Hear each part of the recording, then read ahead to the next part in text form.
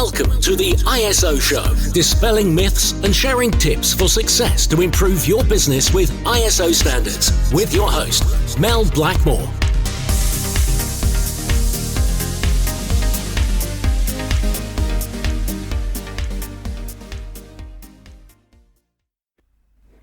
Hi, and welcome to the ISO Show. I hope this finds you well, given the difficult circumstances we face at present. I think it's important to acknowledge the reality that we all face right now, whilst in the midst of a global pandemic, both as individuals, families, and also businesses. And sadly, there's very little that we can do to control the situation, other than, of course, just listening to that government guidance and staying at home and following the guidelines about social distancing to try and reduce the spread of the disease and also the daily increase in the number of deaths. However, what we can control is how we respond to our situation and to try and embrace this period of isolation as an opportunity. Because we've quite literally got to stop our normal way of working and living. So we haven't got any other choice really. So this period will help us to objectively reassess what's working in our businesses and what isn't. I mean, this is of course without minimising the severity or the seriousness of what's going on in the world and how this is affecting people on many levels of hardship, from either contracting COVID-19 or loved ones having it, to those that have been laid off work and are suffering from a financial point of view. But also those that are suffering in the NHS. I mean, let's not forget those amazing NHS and key workers dealing with many long hours of stress. And also not forgetting the awesome service providers that are out there. So the delivery drivers, retailers and logistics companies who are literally keeping us going too. Although I don't have any solutions for this and how we deal with this pandemic, I thought it would be better to put our pre-pandemic, pre-recorded podcast on hold just for a few weeks and to focus on things that might help create space for reflection and provide real-time perspective and hopefully useful information on adapting to the world that we're living in right now. And yes, there will always be a link back to the ISO standards, either directly or indirectly. I've actually been surprised to still receive inquiries for implementing standards over the last few weeks, despite being in lockdown. And I'm recording this 3.5 weeks into the lockdown period here in the UK. We've had inquiries from different sectors, but most surprisingly probably from the events industry. But as the guy I was speaking with last week explained, if people aren't talking about coronavirus, they're talking about sustainability.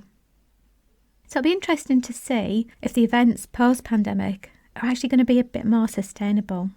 And if events organisers are actually taking this time that they've got on their hands at the moment to start planning some really super sustainable events. I think many individuals and businesses are taking this time to take a step back, quite literally, and consider how their business runs. Does it need an injection of improvement in certain areas? Are you fed up with putting on a tender, working towards ISO standards? Or do you want to take the time now, whilst you can, to act on it?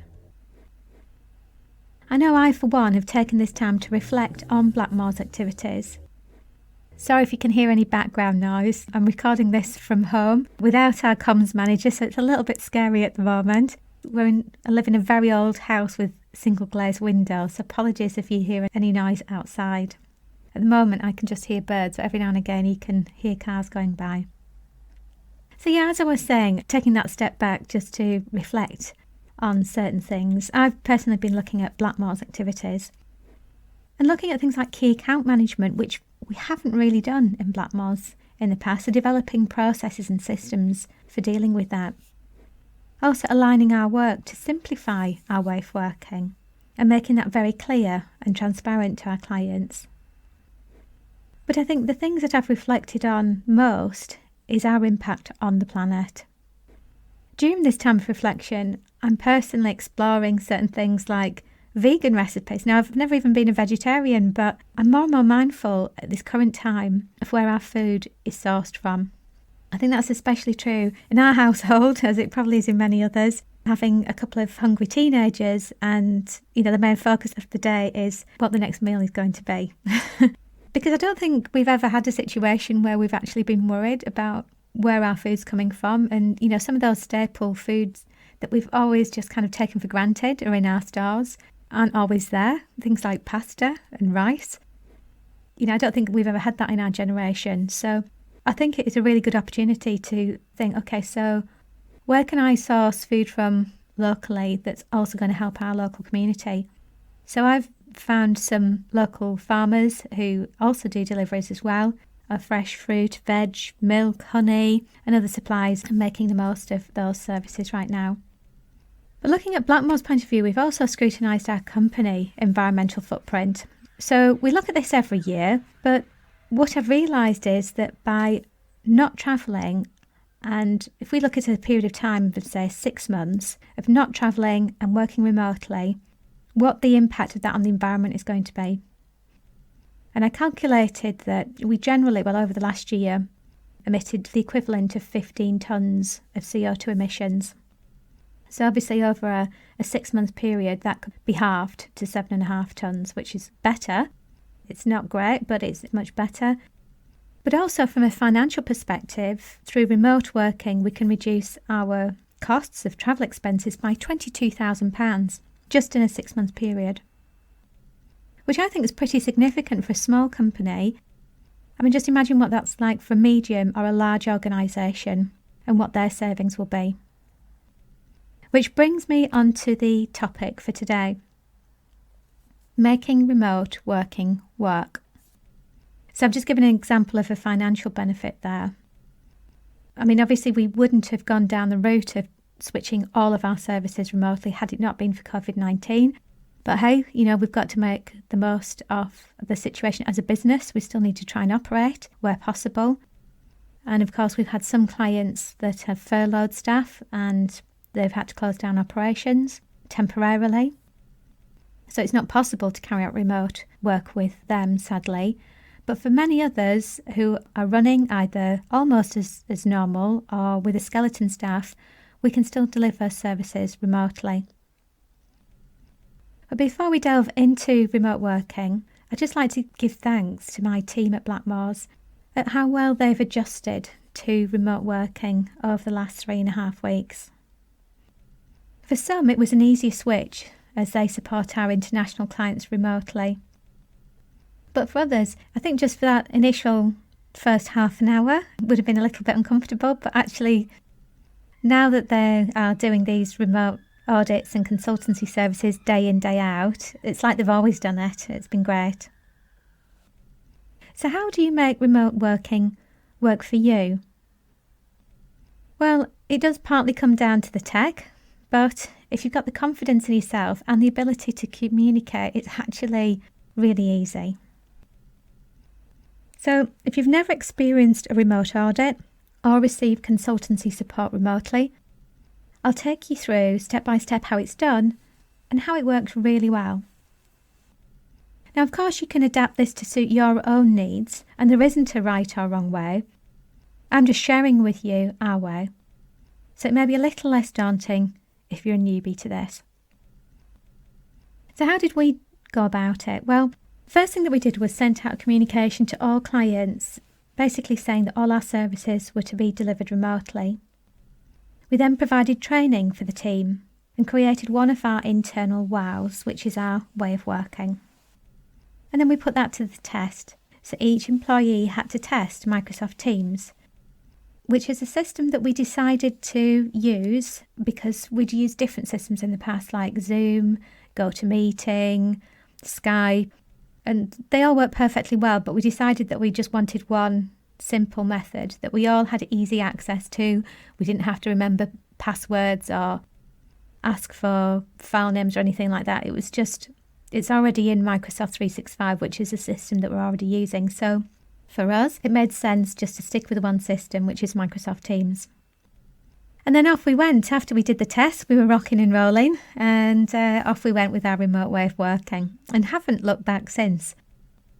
So the next stage was to promote a remote working guide for our clients so they knew exactly what to expect. And what I'll do with this podcast is I'll provide a free copy of that. So although that's been given to all our clients, it will also be available to our ISO show listeners as well. And that basically outlines things like, what to expect, how to prepare, what the key deliverables are. So in terms of what to expect, what we do is we outline that we're using Microsoft Teams, which is literally available at the click of a link. So as long as the client has got Wi-Fi access, the work can be carried out remotely wherever they are. And this applies to all of our services. So it's not just limited to internal audits, which is probably about the bulk of what we do, which I'll come on to kind of explaining about how that's done shortly. But it covers things like we've done various certification body assessments over the last few weeks, including annual surveillance visits. So that's where a certification body will be assessing one of our clients remotely, and we're there to provide support for our client during that visit. Well, obviously it's not a visit, through the day, through the agenda. So we're there for them to act as an ambassador, for our clients really, and just to hold their hand through that experience. We also update policies and procedures remotely as well, again working through Teams, working online. And we've provided training sessions as well. So we like to cap this at about 6 people to attend a session if you're looking at engagement and interaction, which obviously is beneficial when delivering training. We have done it with more people, but actually we find that there's quite a bit of talk over and it's not necessarily as effective. The gap analysis as well. So we've carried out a number of these over the last few weeks. So this is where we will review a company's way of working against requirements of a specific standard or standards. So it could be quality and environmental standard. And at the end of that, they'll have a gap analysis report. We'll have asked various questions, have done various interviews, viewed various documents to then provide that detailed gap analysis report. We've also facilitated and chaired management review meetings as well over the last few weeks. So this is where the delegates attending the meeting will be sent an invitation and they join that meeting at that specific time. We share the agenda on screen, we share the documentation that might need to be reviewed on screen, and we provide the minutes offline, and then we come back and present the minutes to the people that are attending that. We also do legal registers online as well, which I think one of our consultants did about a fortnight ago. So this is where we will review a legal register, so that could be for health and safety, let's say, and we'll have an initial discussion with the person in charge of compliance to find out if there's been any changes within the business. We'll then go away, update that legal register with all the latest legislation, and then we'll have a briefing at the end of the day with the leadership team just to explain what the changes in the statutory or regulatory requirements are and how our client can comply with that. So that's just a snapshot really of how we're delivering services remotely, the types of services. Now, as I said, the bulk of what we do is internal audits. So these are compliance audits to check that the systems are effective and also to identify opportunities for improvement. Now, the only limitation we're finding at the moment for remote working are certain risk-based site audits. So what we're doing is we're pushing those back for a few months because hopefully, obviously this is just a temporary interruption, that we will be back doing on-site audits, hopefully in the not too distant future. So that's what we're doing at the moment, but we are prepared for being able to do those remotely as well. And how do we do this? Well, a couple of methods. One is to provide a model checklist for our client. That's obviously if they are still on site. So they will have a checklist of things that they need to observe. So they're our eyes. So things like are fire exits blocked? Are fire extinguishers in date? So there'll be a specific checklist on things that they need to go through and possibly take photographs as well. Or we can also use video cameras as well. So most phones now have video cameras, but also some companies have webcams, or we can provide webcams as well.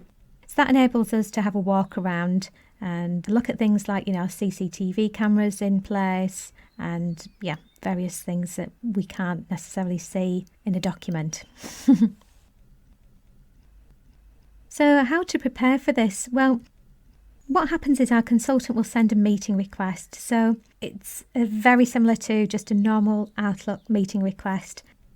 An email will be received in your inbox, and it will have the date, the time and the title and an agenda. And what that means is that's going to be sitting in your Outlook calendar as it would do for any telephone appointment or a physical meeting. So when it comes to the time, you simply go to that day, that time, and then you click on Join Meeting. It's as simple as that. But another thing in terms of preparation, not from a professional point of view, but just to warn you that when you do click on Join Now, you will appear on camera. Obviously, that's if you have got a camera on your laptop or desktop PC at home. So just make sure that you're washed and dressed. I mean, if you're happy to be going through in your pyjamas and doing that, then that's fine. But yeah, just a word of warning, you will appear initially. So just to let you know about that. Okay. But you do have the option when, the person that you're meeting with appears as well. There's a little bar that pops up and there's a couple of symbols on there.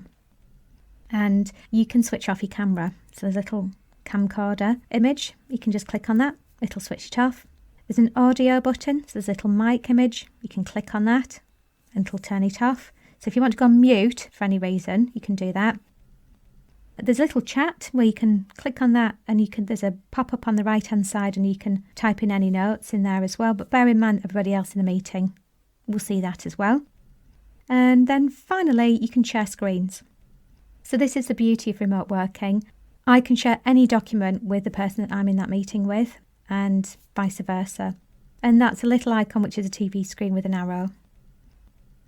So that's really easy to do. So when you want to share a document, you just click on that link, you select the document that you want to share, and then hey presto, the other person can see it. And you can switch around both ways. It's super easy. So that's the tech bit and the setup of the actual meeting.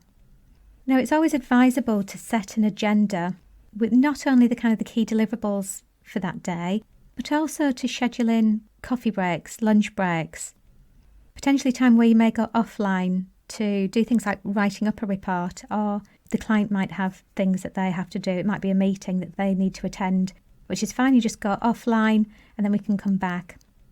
And there should always be a closing session as well at the end so that you can discuss the key deliverables and any questions at all, and also to discuss any next steps as well. So in terms of those key deliverables, it's important to email the client the key deliverables at the end of that day as well, so that you can go through and discuss any information on those documents, but also so that the client can save a copy of it to their server. So that is step by step how you would carry out remote working. So obviously we've discussed examples of auditing, certification, body visits, development of policies and procedures, etc. But clearly this can be applied to your own line of work as well. So what are some of the benefits that we've seen over the last few weeks? Well, some are pretty obvious, but others were quite surprising. And I'd just like to go through those and share a bit of information on that, if that's okay. So in terms of the benefits, what we found is this is an extremely productive method of working. So it means that you've got a well-organised agenda, and I think that's helpful because sometimes you might go into a business and we know that we're going to be seeing, say, 3 different people, but we haven't got precise times for those. So this means that everybody is following the agenda and they're invited at a particular time, and they know that for that limited period of time, we need their attention. Okay, so whether it's 30 minutes, an hour, that slot is booked and it's confirmed. So it means that we can get through the day and get through all our key activities much quicker and easier. It also, as I mentioned earlier, reduces your company's environmental footprint. So why not calculate what your CO2 emissions have been over the last 12 months? You could look at, say, 2019 as an example, and then look at what your potential savings are going to be in 2020. It also allows several people to attend the remote audit and workshop. So this obviously helps to reduce travel time. So not just the environmental footprint, but also the time that you're spending. So many of our consultants could be spending 1 hour, 2 hours travelling to a client site and then the same coming back. So that's potentially a couple of hours that they're saving in a day. Okay, which can mean that they're in a better kind of frame of mind and also better prepared for the day ahead. You don't have to worry about train delays and things like that. But also in terms of office space, if you think about it, many businesses do have the luxury of having meeting rooms, conference room facilities, etc. But it could be quite restricted. But this way, it doesn't really matter because those people are going to be at home in their own desk. They don't physically have to be there to take up space, which of course is another overhead cost for many businesses. So sometimes it's easier just working from the comfort of your own home at a time to suit you as well. And also, I think we have to be mindful that you can carry on with other work as well at the same time. So if, for example, one of our consultants was report writing, that client can be doing something else. So they don't have to block the whole day to be doing an internal audit, for example. A couple of things that we have also benefited from as well is that these sessions can be recorded if required and used for future reference, for example, for training employees. So if we were to do an internal audit, we could record it and then that could be then observed by a trainee internal auditor within your own company. Or I've personally had a demonstration of a system, an online kind of intranet system, a couple of weeks ago. I asked for it to be recorded because the two consultants that I wanted to see that system were working remotely with some clients. But what we're now doing is going back and we're looking at that demo collectively together and discussing it. Okay, so the time's not wasted and you don't have to repeat yourself. So great to use as a point of reference and also a training resource as well. And I think finally one of the other things is that we're using less paperwork. Okay, so the agenda that's sent over is sent over by email. Now that isn't that much different, but quite often if we're doing audits or creating systems, many companies will print off procedures or documents. Well, that's not actually required when you're remotely working. Everything's online, so we don't need to worry about that extra paperwork. So again, that's another benefit to the environment. So I think the final thing really is about cost savings. I mentioned about reduction on the environment, reduction of travel time, reduction of paperwork. All of these things equate to a reduction in cost as well. So it'd be an interesting exercise for you to go away and to review that over a period of time, whether it's, say, 2 months, and to see what the financial savings have been as well from remote working. Well, I hope that's been helpful for you. As I mentioned earlier, we will provide a copy of our remote working guide on the show notes on the Blackmores website. So that's www.blackmoresuk.com. And if you need any assistance at all with any of your ISO services during this period of COVID-19, we'd be more than happy to help. If you've got a problem accessing information or people within your business because they've been furloughed or whatever, we're always here to help. So that's all from me. Stay safe, and I look forward to catching up with you on the next ISO show.